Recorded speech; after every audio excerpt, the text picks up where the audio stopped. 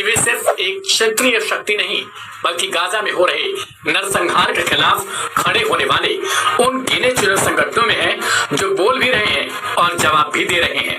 लाल सागर में 2 वाणिज्यिक जहाजों पर ताजा हमले सिर्फ सैन्य रणनीति नहीं बल्कि इसराइल और अमेरिका को सीधे तौर पर दी गई चेतावनी है कि गाजा के खून का हिसाब समुद्र से भी लिया जाएगा। 7 जुलाई को हूथियों ने 2 कमर्शियल जहाजों MV मैजिक सीस और एटर्निटी सी को निशाना बनाया।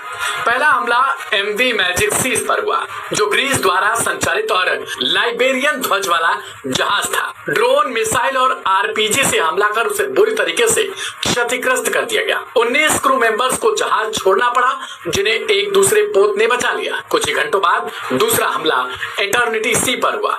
यह जहाज भी ग्रीस से जुड़ा हुआ बताया गया और लाइबेरियन झंडे के तहत चल रहा था। हमले में 2 लोग गंभीर रूप से घायल हुए जबकि 2 अन्य लापता हैं। जहाज फिलहाल लाल सागर में बिना किसी नियंत्रण के ही चल रहा है। हूथियों का दावा है कि MV मैजिक सीस अब डूब चुका है, हालांकि इसकी अंतर्राष्ट्रीय पुष्टि अब तक नहीं की जा सकी है। हूथी संघर्ष को यमन बनाम इसराइल नहीं बल्कि गाजा बनाम साम्राज्यवादी शक्तियों के रूप में देखते हैं। उनका मानना है कि जब दुनिया के अधिकतर मुस्लिम और अरब देश केवल बयानबाजी में उलझे हैं तब उन्हें जमीन और समंदर दोनों से वास्तविक प्रतिरोध दिखाना होगा।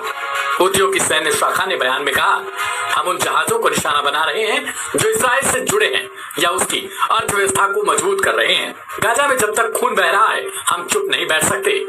इन हमलों के बाद इसराइल ने यमन के हूती नियंत्रित इलाकों में जवाबी हमले किए जिनमें खुदैदा, रस, रईसा, सालिफ जैसे बंदरगाहों पर हवाई हमले हुए। साथ ही 2023 में जब्त किया गया जहाज गैलेक्सी लीडर भी इसराइली टारगेट बना। इसराइल का दावा है कि इन ठिकानों का इस्तेमाल ईरान से हथियारों की सप्लाई के लिए होता है, लेकिन सवाल यह खड़ा होता है क्या ऐसे जवाबी हमलों से हूती रुकेंगे?